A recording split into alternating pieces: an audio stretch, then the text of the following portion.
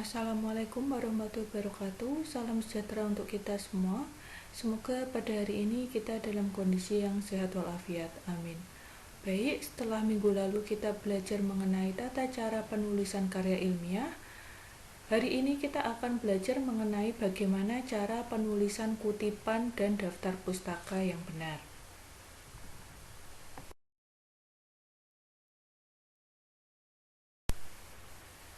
Sebelumnya, apakah mengutip itu? Jadi, mengutip adalah menggunakan ide atau hasil temuan orang lain untuk mendukung ide atau pendapat penulis.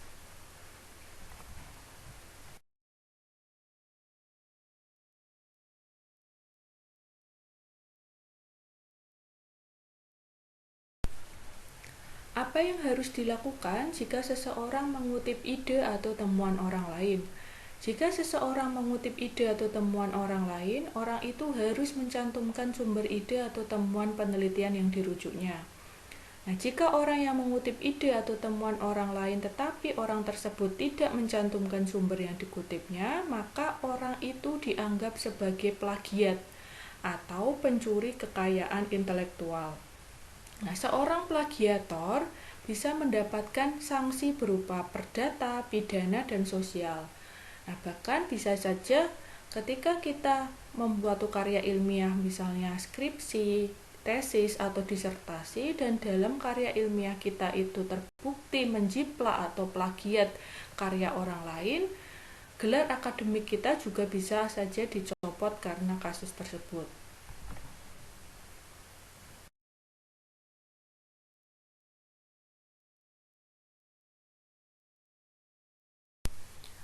Mengapa orang perlu mengutip ide atau temuan orang lain? Jadi pada waktu seseorang menulis ataupun berbicara, diperlukan ilmu pengetahuan atau temuan yang mendukung ide penulis atau pembicara itu tadi. Nah, tulisan atau pembicaraan yang tidak berdasar pada ilmu pengetahuan dan fakta, maka tulisan atau pembicaraan itu diragukan kebenarannya. Jadi tujuan kita mengutip ide atau temuan orang lain adalah untuk mendukung ide kita. Nah, mengutip itu diperbolehkan asalkan kita tuliskan sumber yang kita rujuk.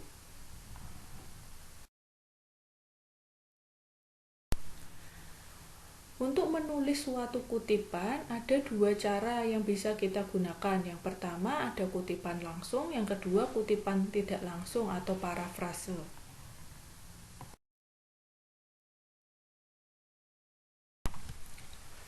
Kutipan langsung adalah kutipan yang ditulis sama persis baik kata, struktur kalimat, dan ejaan dengan teks aslinya. Jadi pada kutipan langsung ini tidak ada penambahan maupun pengurangan baik kata maupun kalimat.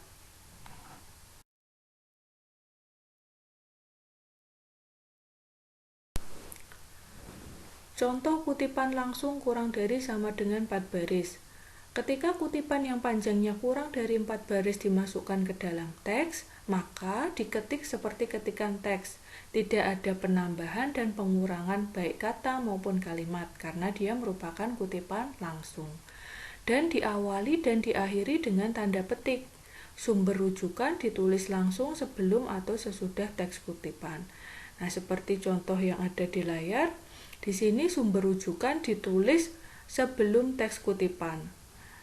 Suseno tahun 1987 halaman 17 menyatakan etika adalah usaha manusia dan sebagainya. Nah, di sini panjang kutipannya dia kurang dari sama dengan 4 baris. Maka dia diketik seperti ketikan teks, diawali dan diakhiri dengan tanda petik.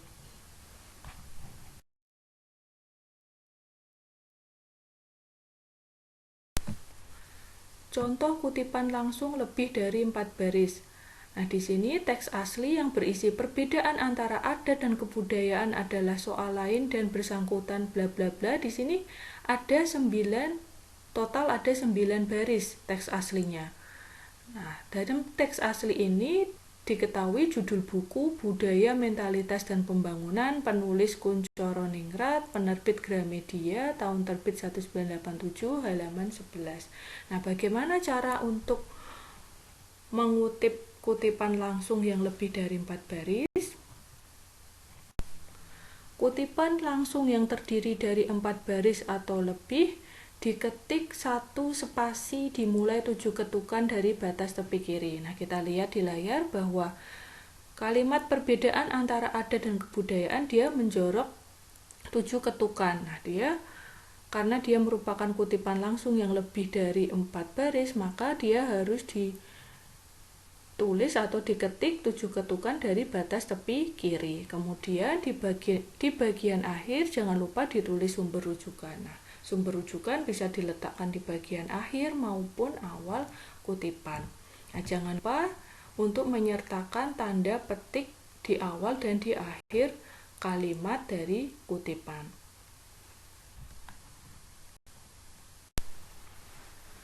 Apabila pengutip memandang perlu untuk menghilangkan beberapa bagian kalimat, maka pada bagian itu diberi titik sebanyak 3 buah. Bila pengutip ingin menghilangkan satu kalimat atau lebih, maka pada bagian yang dihilangkan tersebut diganti dengan titik-titik sepanjang 1 baris. Nah, contohnya seperti terlihat di layar. Untuk menghilangkan satu kalimat atau lebih, maka penulis menggantinya dengan titik-titik sepanjang 1 baris.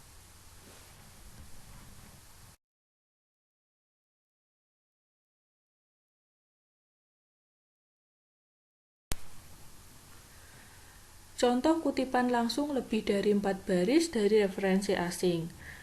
Nah, ketika kita menulis kutipan langsung dari referensi asing, maka kutipan langsung ditulis dengan cetak miring karena masih dalam bahasa asing.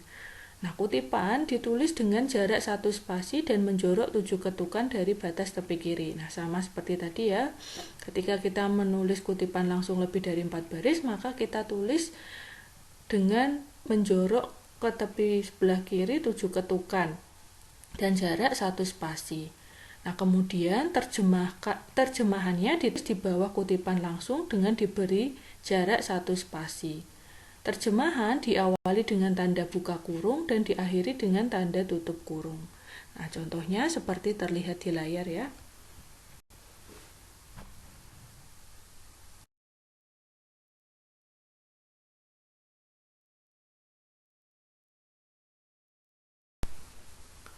Jadi, teks yang bagaimanakah yang sebaiknya dikutip secara langsung?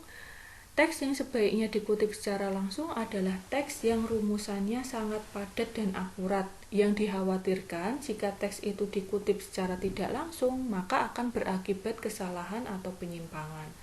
Nah, contoh teks yang sebaiknya dikutip secara langsung adalah pasal-pasal dalam suatu undang-undang atau peraturan, hukum, dan dalil. Nah, ini merupakan contoh teks-teks yang biasanya dikutip secara langsung.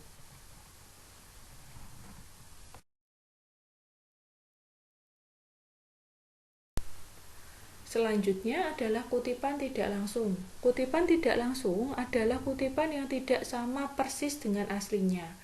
Nah, pengutip hanya mengutip ide atau pendapat orang lain yang dilakukan dengan menyimpulkan intisari ide dalam teks yang dikutipnya.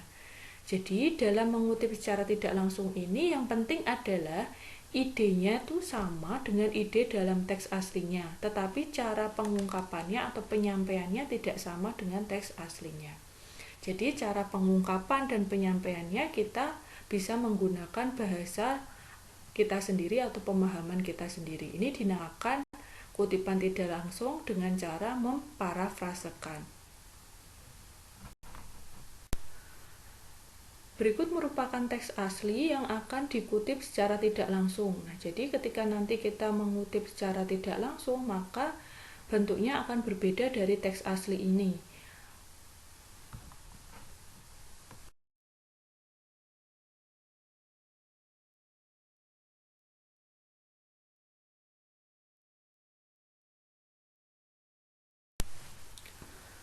Contoh kutipan secara tidak langsung dengan sumber kutipan diletakkan sebelum teks yang dikutip.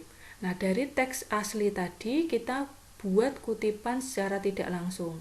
Nah, cara untuk membuat kutipan secara tidak langsung kita buat dengan memparafrasekan.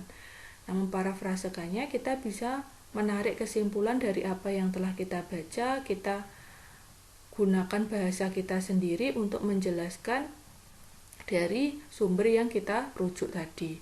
Nah, di sini tadi sumbernya adalah Kuncoro Ningrat tahun 1987 halaman 10 sampai 11. Nah, ini diletakkan sumber rujukan kutipan ini diletakkan sebelum teks yang dikutip.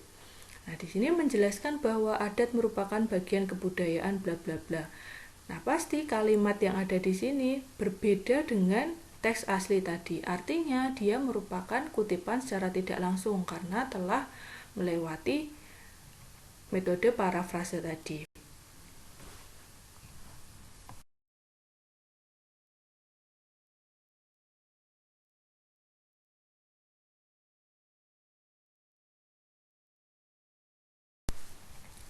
Berikut merupakan contoh kutipan secara tidak langsung dengan sumber kutipan diletakkan setelah teks yang dikutip. Kalau tadi sumber kutipan diletakkan sebelum teks yang dikutip, nah ini sumber kutipannya diletakkan setelah teks yang dikutip. Perbedaannya hanya itu. Jadi kita bisa meletakkan sumber kutipan setelah ataupun sebelum teks yang kita kutip.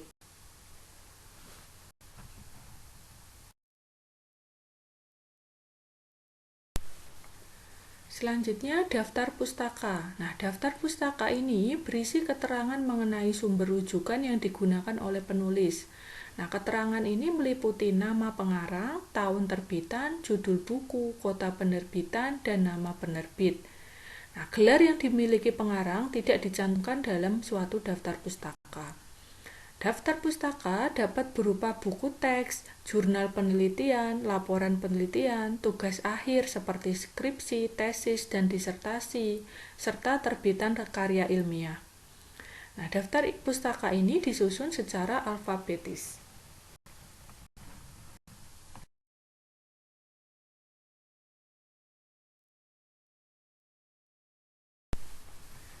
Mengapa penulis harus membuat daftar pustaka? Yang pertama, sebagai pembuktian kejujuran ilmiah penulis.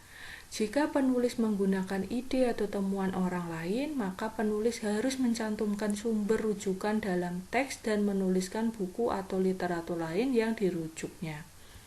Jika penulis menggunakan ide atau temuan orang lain tetapi penulis tidak mencantumkan dari mana ide atau temuan itu diambil, maka penulis macam itu dianggap sebagai plagiat. Yang kedua, daftar pustaka ini sebagai penyebar luasan informasi. Jika ada penulis lain yang ingin mendalami suatu ide atau temuan penelitian yang dikutip penulis, maka penulis lain dapat membaca buku yang terdapat di dalam daftar pustaka yang telah dicantumkan tadi.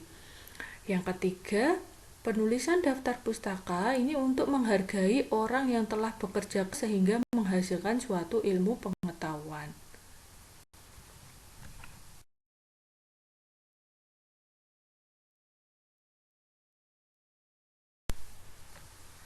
Penulisan daftar pustaka. Yang pertama, penulisan daftar pustaka yang bersumber buku. Urutannya, nama belakang pengarang, koma, nama depan, titik, tahun terbitan, titik, nama buku dengan huruf cetak miring, titik, nama kota tempat penerbitan, titik 2, nama penerbit, titik. Nah, bila pengarang buku lebih dari seorang, nama pengarang kedua dan seterusnya boleh tidak dibalik atau ditulis apa adanya.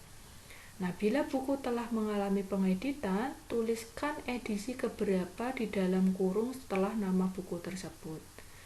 Yang kedua, penulisan rujukan dengan pengarang yang sama. Untuk daftar pustaka dengan 2 atau lebih pengarang yang sama, nama pengarang yang kedua dan seterusnya tidak ditulis lengkap, tetapi diganti dengan garis lurus tengah, bukan garis bawah ya. Nah, pengurutan dilakukan secara alfabetik, dilakukan mulai dari tahun terbitan yang terbaru. Apabila tahun terbitan sama, maka digunakan huruf kecil langsung setelah tahun. Nah, contohnya seperti terlihat di layar.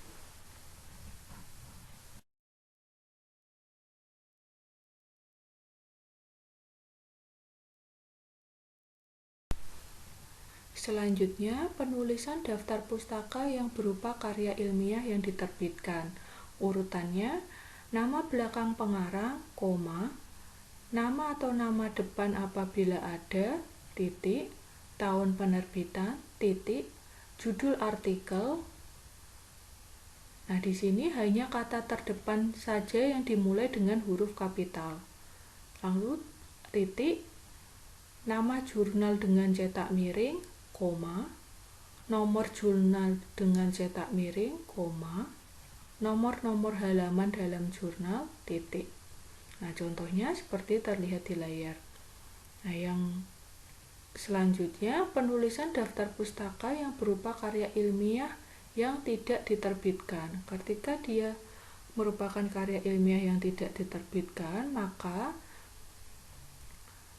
penulisan daftar pustakanya mengikuti format penulisan daftar pustaka untuk buku, tapi ditambah dengan keterangan jenis karya ilmiah tersebut. Misalnya di sini sebagai contoh, dia makalah, maka dia setelah judul ditulis makalah TAPS. Yang kedua, dia merupakan skripsi S1, maka ditulis setelah judul ditulis skripsi S1. Jadi untuk penulisan daftar pustaka yang berupa karya ilmiah yang tidak diterbitkan, maka cara penulisannya seperti daftar pustaka pada buku, namun dikasih atau diberi keterangan jenis karyanya itu apa, skripsi, disertasi, dan lain sebagainya.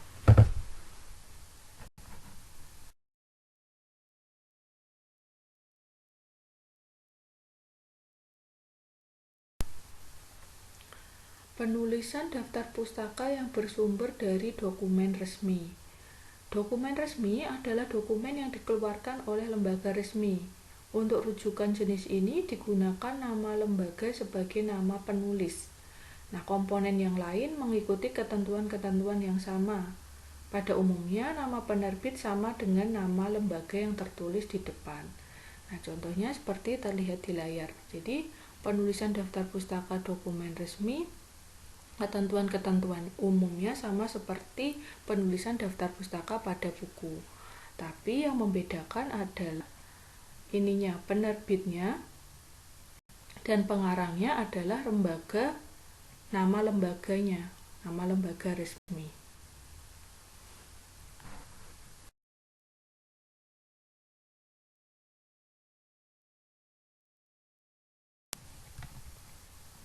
Penulisan daftar pustaka yang bersumber dari internet. Untuk urutannya, yang pertama nama, tahun, kemudian judul, lalu jangan lupa alamat webnya atau URL dari web yang kita akses, kemudian tanggal kapan kita mengakses alamat tersebut.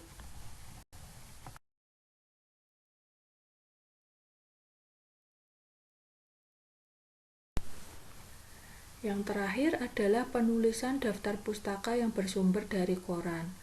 Sama seperti bersumber pada internet, urutannya nama, tahun, judul, kemudian jenis korannya, edisi tanggal berapa.